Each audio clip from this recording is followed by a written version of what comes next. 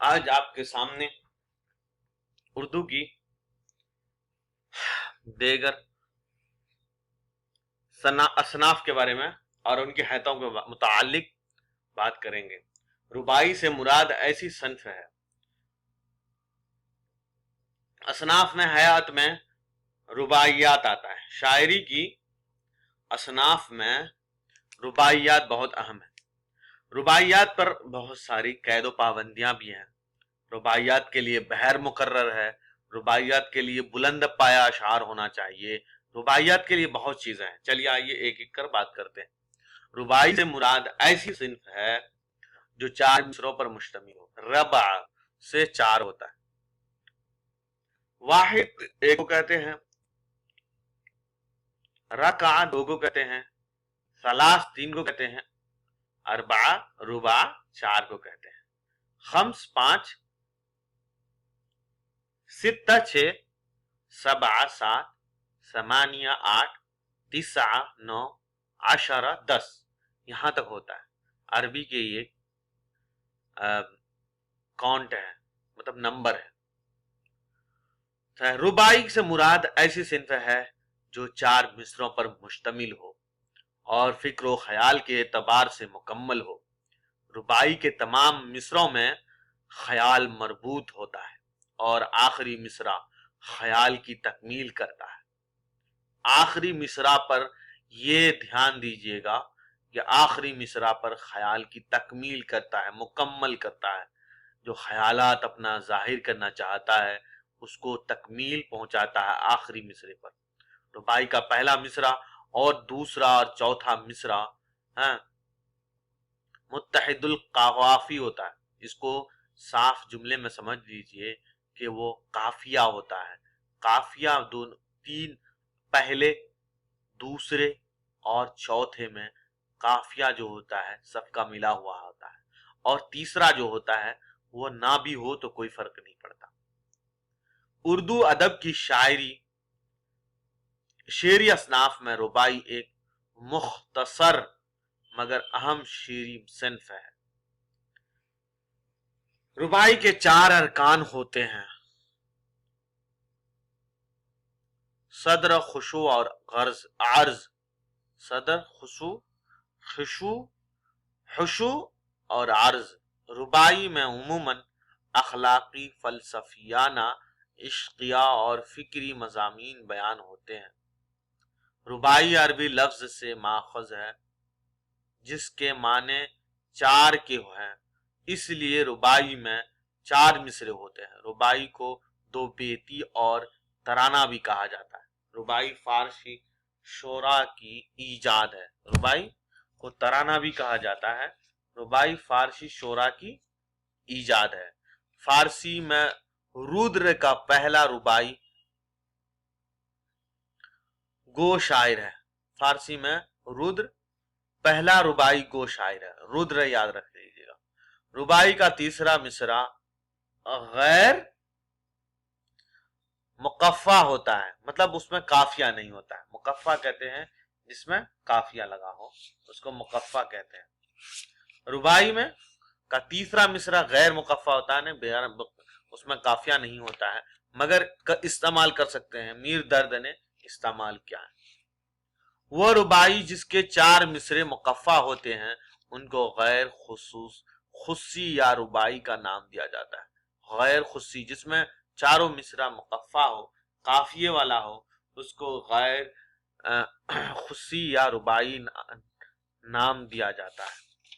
آپ کو رباعی کے لیے کوئی شعر کا اگزامپل دینا بہت ضروری ہے۔ اس میں تو نہیں دیا ہے لیکن میں آپ کو بتا دوں گا کہ رباعی میں کیا اگزامپل ہے۔ رباعی کے لیے آپ اتنا سا ذہن میں رکھ لیجئے: غفلت میں گزری زندگانی ہم نے، غفلت میں گزاری زندگانی ہم نے، یادوں کی کوئی بات نہ مانی ہم نے۔ غفلت میں گزاری زندگانی ہم نے، یاروں کی کوئی بات نہ مانی ہم نے، ہے وقت تو ایک نعمت عظمہ آزاد، قدر اس کی مگر کبھی نہ جانی ہم نے. اس میں ہم نے کافیہ ہے. غفلت میں گزاری زندگانی ہم نے، یاروں کی کوئی بات نہ مانی ہم نے. ہے وقت تو ایک نعمت عظما آزاد، قدر اس کی مگر کبھی نہ مانی ہم نے، نہ جانی ہم نے. یہ ہے فضل حق آزاد کی کا یہ قطع ہے، یہ رباعی ہے. رباعی عربی زبان کا لفظ تھا تو بچا لیے. ولی کا ایک اور شعر اسی پر ہے. تجھ مخ کا یہ پھول ہے چمن کی زینت، تجھ مخ کا یہ پھول ہے چمن کی زینت، تجھ شمع کا شعلہ ہے دکن کی زینت. فردوس میں نرگس نے اشارہ سو کہاں، فردوس میں نرگس نے اشارہ سو کہاں، یہ نور ہے عالم کے نین کی زینت. اس میں زینت یہ جو ہے قافیہ کی تینوں میں لگا ہوا ہے، ردیف سے پہلے قافیہ آتا ہے. رباعی میں بیان کیا جانے والا مضمون اچھوتا ہوتا ہے، اتنا یاد رکھیے گا. پیش کیا جانے والا خیال بلند اور زبان بیان دلکش ہوتا ہے. بیان بلندی ہو، دلکش ہو، یہ رباعی کی پہچان ہے. ضروری ہے کہ رباعی کا چوتھا یعنی آخری مصرع زیادہ پرزور ہو اور محسوس ہو کہ رباعی کا پورا مضمون اس میں سمٹ کر آیا. رباعی میں عام طور سے اخلاق، تصوف، پند و نصیحت وغیرہ کے مضامین ہوتے ہیں. رباعی کے اخلاق و تصوف، اس نے یہاں پہ غلط لکھ رکھا ہے. رباعی کے لیے یہ ہونا چاہیے، ویسے تو کوئی قید و پابندی نہیں ہے، لیکن عموماً یہ ہوتا ہے کہ رباعی کے لیے اخلاق و تصوف، پند و واز اور حکمت وغیرہ کے مضامین ہوتے ہیں. رباعی کے موضوعات مقرر نہیں، ہر قسم کے خیالات کو رباعی میں سمویا جاتا ہے.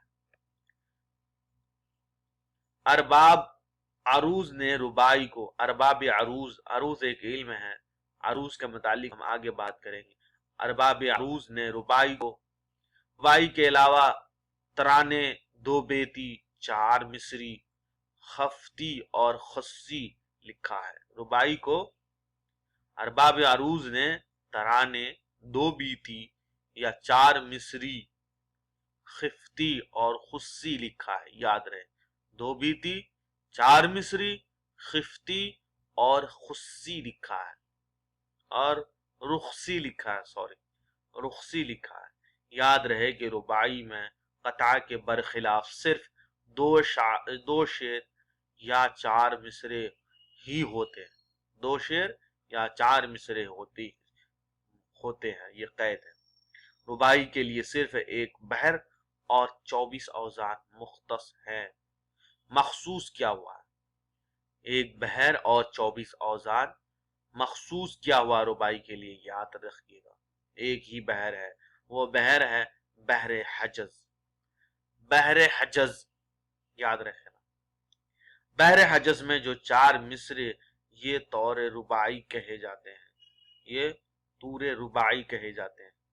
بحر حجز میں جو چار مصرے طور رباعی کہے جاتے ہیں، بطور رباعی، طور یاد رکھیے گا. ان میں سے ہر ایک مصرع چار ارکان پر مشتمل ہے. چاروں ارکان میں استعمال ہونے والا ماتراؤ کی تعداد 20 ہے. کم سے کم 4 سے زیادہ اور 20 مصرے ہونا چاہیے.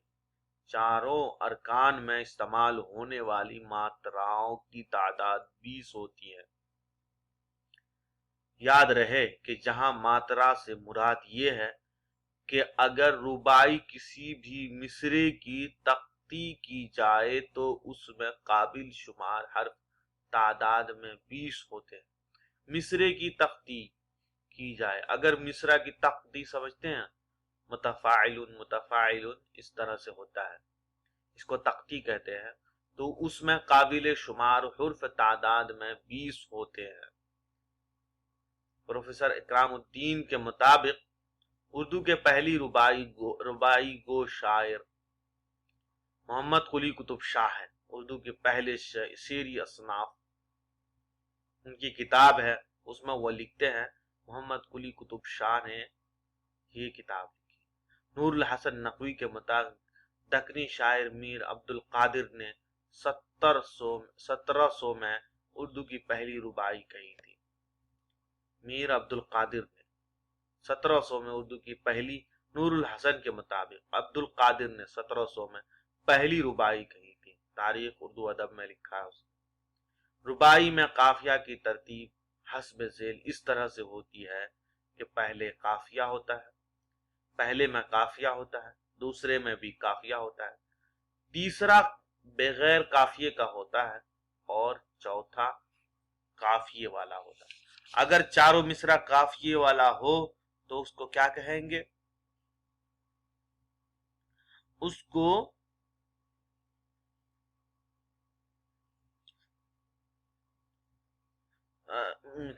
وہ بھی چاروں مصرے سے بھی کہہ سکتے ہیں۔ اصطلاحاً ربائی کے پہلے 2 اور چوتھے مصرے ہم قافیہ اور ہم ردیف ہوتے ہیں، تیسرا مصرع بے قافیہ ہوتا ہے۔ یاد رہے کہ تیسرے مصرے میں بھی قافیہ ہو سکتا ہے، اس میں کوئی خرابی نہیں۔ میر نے خود 4 مصرے کو ہم قافیہ استعمال کیا ہے۔ ربائی کے اب لغوی اور اصطلاحی معنی پر دھیان دیجیے۔ ربائی کے لغوی معنی ہیں 4 کے، اور اصطلاحی معنی ہیں ہم قافیہ، ہم ردیف، پہلا، دوسرا اور چوتھا، اور تیسرا غیر۔ یہ اصطلاحی معنی ہیں۔ ہم اب دوسری بات کریں گے ربائی گو شعرا کے متعلق۔ ولی غالب، حالی امجد، حیدرآبادی ذوق، فاروقی یگانہ انیس، فراق جگت موہن لال، روی اقبال، جوش، امیر مینائی، مومن اکبر الہ آبادی، پانی وغیرہ۔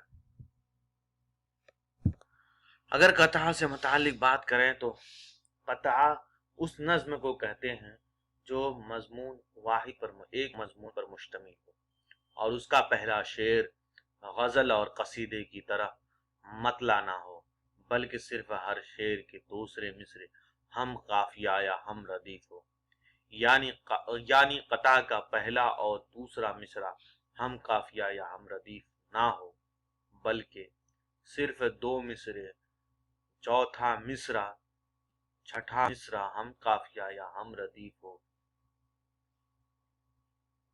یاد رہے کہ قطعہ کے لیے ہر شعر کے دوسرے مصرے ہم قافیہ ہم ردیف ہو، یعنی قطعہ کا پہلا اور دوسرا مصرع ہم قافیہ یا ہم ردیف نہ ہو، بلکہ صرف دوسرا مصرع، چوتھا مصرع، چھٹا مصرع ہم قافیہ ہم ردیف ہو۔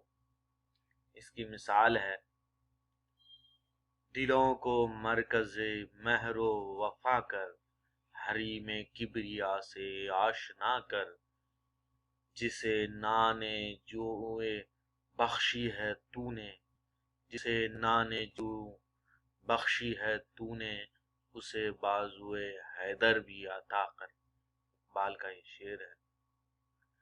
دلوں کو مرکز مہر و وفا کر، حریم کبریا سے آشنا کر، جسے نان جوئے بخشی ہے تو نے، اسے بازوئے حیدر بھی عطا کر۔ قطعہ میں کم سے کم اس میں دوسرا مصرع ہم قافیہ ہم ردیف نہ ہو، بلکہ دوسرا مصرع قطعہ نظم کہتے ہیں جس میں پہلا شعر غزل قصیدے کی طرح مطلع نہ ہو، غزل اور قصیدے کی طرح مطلع نہ ہو، بلکہ صرف ہر شعر دوسرے مصرے سے ہم قافیہ ہم ردیف ہوں، پہلا شعر دوسرے مصرے سے ہم قافیہ ہم ردیف ہوں، یعنی قطعہ کا پہلا اور دوسرا مصرع ہم قافیہ ہم ردیف نہ ہو، بلکہ صرف دوسرا مصرع، चौथा मिसरा